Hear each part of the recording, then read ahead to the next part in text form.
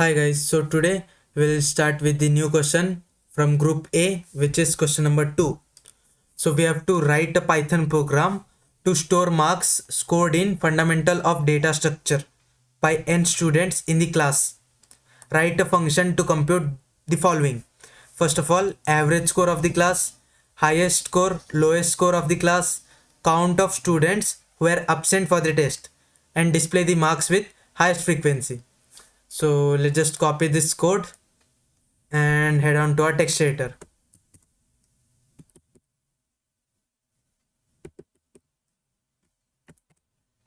So let's just paste this question here and let's just save this file. So after saving, let's just copy this all and comment out this stuff. So to store the marks of n students, we have to create a list. So let's just create a list named mark list and let's just keep this empty. Then what we can do is we can take an n as input from the user. So input, enter number of students. So let's just take the number of students and then let's loop through the number of students. So to take input, so then let us take an variable mark equal to, we will take the input. So we have to convert this input into integer, as the input always returns a string. So we have to convert it into integer. Similarly here also we have to use int input so that the marks are obtained in integer format. So then enter marks. Then either we can use format string so that we can specify which students marks we are taking. So enter marks for, let's just take I plus 1 because we would be starting from 0. So we can take I plus 1 student, enter marks for I plus 1 student, the first student, second student, and so on. So like this we can take marks, and then for each marks we can append that. So mark list dot append the mark. So after all this, let's just print the mark list so that you can see whether this code is working or not. So let's just execute, and here it is asking the number of students. So the number of students would be 5. Marks for first students 20, 50, 67, 45, and 89.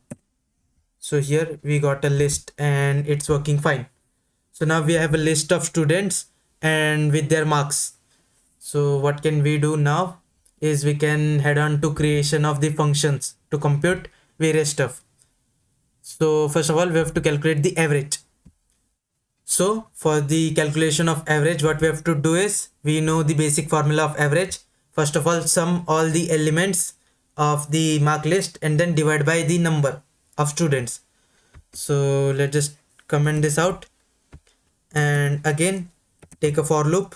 So this would be for input. So let's just create a comment here. Taking marks as input. So we will be taking marks as an input, and then for calculating, let's just put a comment here also, calculating average. So for I in, we can directly use the mark list, as we will be needing each element. We won't be needing the index. So first of all, we need to create a variable sum to store the value, and then okay, instead of sum we can take total. So total equal to 0, and then total plus equal the assignment operator, and then the I. So in the I we will be getting the marks. So instead of I, what we can do is let's just change this I to mark. So it would make more sense. So for mark in mark list, so we'll be taking each mark and go on adding it to the total. So we'll be basically calculating that. Then after calculating the whole total, we can print the average. So what we can do is average score of the class would be equal to, let's just take a format string,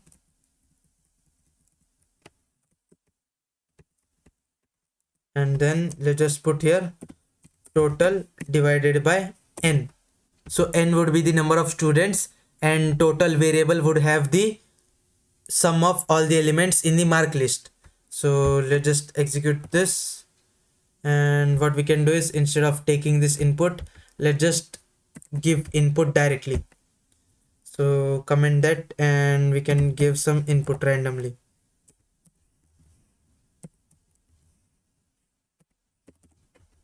So instead of n, what we can do is we can directly take length of mark list.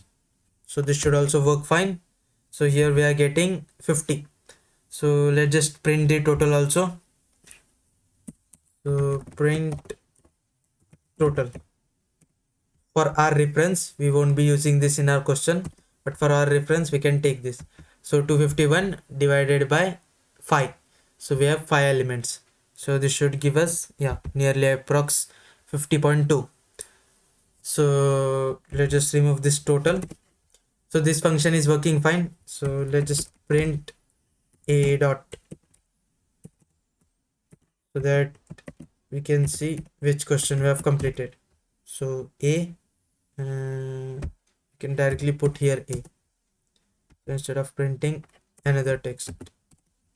So a, average score of the class is 50.2.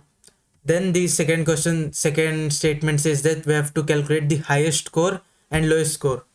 So what we can do is, so for this, let's just again create a comment, calculate max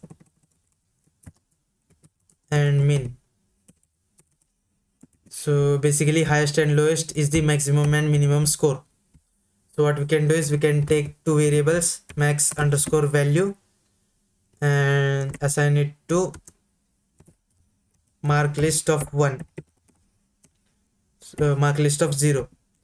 So instead of 1 it would be 0. So 1 should also work fine, but let's just take the first element. Then the min element, the min value equal to, this would also be mark list of 0. So we can directly take the 0 value, but what will happen is if we take some values which is other than the list, so it may be minimum, it may be maximum. For example, let's just take an example here. I have values such that 2, 3, 4, 5. So I have these values in my list, but I have set min underscore value as 0. So what will happen whenever I will be checking for these all elements, 0 will be the minimum value. So we are getting the wrong answer because 0 is not present in this list. So what we can do is instead of taking any random value, we can assign first value of the list to these variables. So this won't give unexpected result. So after creating this, what we can do is we can again loop through each element. So for mark in mark list, what we can do is if min underscore value is greater than mark, means what is happening, we have set some minimum value. For example, let's just take 5 and current mark is 2. So 2 is less than the 5. So we will store minimum value as 2. So minimum underscore value equal to mark. Why? Because mark is less than minimum value. So either we can change this condition, mark is less than minimum value. So mark is less than minimum value. So what will happen? We will modify our minimum value to the mark, and like this we will get the minimum value. Similarly for max value, so max value, if max value is less than mark, so mark is greater than max value, then what we will do, we'll do the same thing, max underscore value would be equal to mark.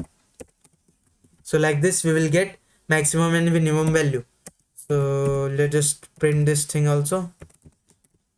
So let's just take a format string b dot and then uh, highest score. Let's just take format holder, and in this we will put max value because we are dealing with highest score. So max val, and then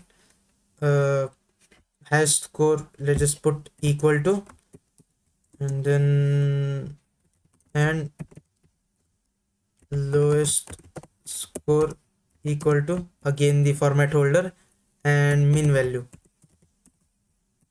Let's just remove this space. So let's just execute this. So highest score is 90 and lowest score is 20. So here we can see highest score is 90 and lowest score is 20. So let's just modify this a bit. So 10, then some value. Yeah, let's just take this and execute again. So here highest value is 94 and lowest is 10. So it is working fine, and average is also changed. So here what we can say is this for loop and this for loop is the same. So we are doing the same thing in the different two same for loops. So what we can do is we can take this body. So as we are performing the same things in the same loop, we can remove this loop and we can use this simple single for loop. So here, let's just remove this comment and put here, and then let's just take this before this. So if we keep this as it is, what will happen? Max and min value are accessed here. So they are called and used here, but they will not find any reference. So there will be an issue. So let's just execute this, and here we can see min value is not defined. So we have defined it afterwards. So we have to remove this and define it before this thing. So now here we are calculating average, and here the max and min. Here, so the same for loop would do us would calculate these same things we require. So if I execute now, we will again get the same answers. There is no difference in the answer. Why? Because the logic is same, the for loop is same, just we are performing the things in separate thing. Then for the third question, what we can do is count the students who are absent for the test. So here we are directly putting the marks of the students. So if he is absent, then we can give some specific value such as none. So if we provide a none, means that student was absent for that test. Similarly, we can provide multiple nuns. So let's just provide none. And what can we do is we can again now we have to count the students who are absent. So what we can do is, let's just take for I in, okay, instead of I, mark in mark list. So what we can do is if mark equal to none. So if the mark is equal to none, means that student was absent. So we can keep a counter of absent student. So absent underscore student equal to 0. So at first we will be keeping this as 0, and then what we can do is we can increment the value. So absent underscore student plus equals 1. So we are basically adding 1 to that. So like this, how many nouns we will get, we can calculate the number of absent student. So similarly here also we can see the same for loop is used for marks in marks list. So we can again take this body. So instead of this, let's just execute this first and then take the body. So format string, and then c dot the number of absent student equal to format string and absent underscore student. So this should work fine. Okay, so here total plus equal marks is giving an error. Why? Because we can't add or subtract or do anything with the none type. So here we have to check a condition. If mark is not equal to none, then only we have to perform the further things. So if mark is not none, then only we have to perform this further things. And if it is none, so what we can do is, in else condition we can put absent underscore student plus equals 1. So similarly what we are doing here, we are checking if mark equal to none, then we are adding the thing. Similarly here also what we are doing, if mark is not equal to none, so first we are checking if it is not equal. If it is equal, then it will go to the else condition. So either what we can do is we can remove this, and if you are getting confused, what we can do is we can revert. So we can revert all the process. So this was our basic code. So what we can do is we can take this body and then add here, and if mark is equal to none, absent student plus equals 1, means we are incrementing the value. Else what we have to do, else we have to do the below process. If that is not the case, then we have to calculate the total and check whether it is greater than or less than. So similarly absent student would be required to be declared before that. So let's just remove this thing and declare here, and let's just add a comment counting absent student. So let's just execute, and here we can see 2 students are absent, highest lowest, and everything works fine. So we can add more none students so that can check whether our code is working properly or not. And then yes, so this should be, so here this is the mean, lowest is the 10, so let's just take 0. So let's just keep 10, and let's just add 1 0 also. So here lowest score is 0 and highest score is 94. Then average score of the class is 39.25 and number of students are 4. Absent student 1, 2, 3 and 4. So it is working fine. So for the last question, display the marks with highest frequency. So there may repeat some numbers. So if we take some repetition, let's just repeat 20. Let's just repeat 10 also. Let's just repeat 94. And what we can do is we can again add some 20. So here some values are repeating again and again. Here we can see 10 is repeated one time, 27 is not repeated, 94 is repeated one time, 20 is repeated 1, 2, 3 times. So here 20 has the maximum frequency. Basically frequency means how many times that number is repeating. So we have to calculate this count and we have to print the mark, display mark with highest frequency. So what we can do is we can create a dictionary of this same mark list, and in that we can put key value pair. So key would be the mark and value would be the number of times that number is repeated. So let's just do that thing. So what we can do is we would need a for loop again. So for I in, okay, instead of I, let's just take marks, as it is easy for us to relate this with the question. So mark list, and then so we are getting mark. So if mark is not equal to none, means it is not none, then we have to do some process. So what we are going to do is, first of all we would need to create a dictionary. So fprq, I will take a dictionary, empty dictionary. So what I can do is, if the frequency dot get the mark, so there may be two conditions. Either frequency would have that marks appended, so there may be a condition such that 10:1 is there, means 10 is previously added, but there may be also a case that 20 is not added and we are trying to increment the counter for the 20, but 20 is not added. So what we have to do, if 20 is not added, first of all we have to check.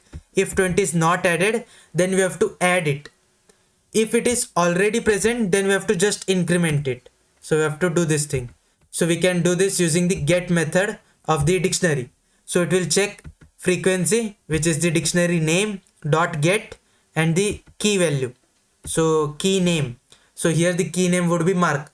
So if we can get this thing, means we are getting some value, then what we can do is, let's just print this so you would get a clear idea.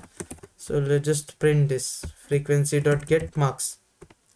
So if I execute, so here you can see for every time it is printing a none. None means we are getting nothing. But if we add some values such that 10, 1, and then let's just take 27 and 5. Let's just take some random values. Just don't consider this with our usual test case. So if we execute this now, here we can see 1, 5 and 1 getting printed. Means this thing is repeat if it is present in this dictionary. So if 10 is present, means if mark is 10, so let's just print the marks also. So mark, we will be printing mark, and then the value we are getting from this thing. So if I execute this, and here we can see for the key value 10, we are getting the value as 1. So we are getting the get function is returning 1 value. For 27 it is returning 5, 94, 20, 67, these are not added yet, so they are returning none. So what we can do is, we can make a check. If frequency, the dictionary dot get, we are trying to get a key value. So which is the key? Mark is the key. So let's just empty this so it won't interfere with our code. So if this mark is not yet added, means it is none. It is none means we have not added these marks to the dictionary. So what we will do, frequency square bracket mark, means we are adding mark with the value 1, because we have got this mark first time. If this is not the case, means we are getting some value. So if it is not none, so what we will do, frequency of mark plus equal 1. So we are basically incrementing the counter. So after this we can print the thing. So print FERQ.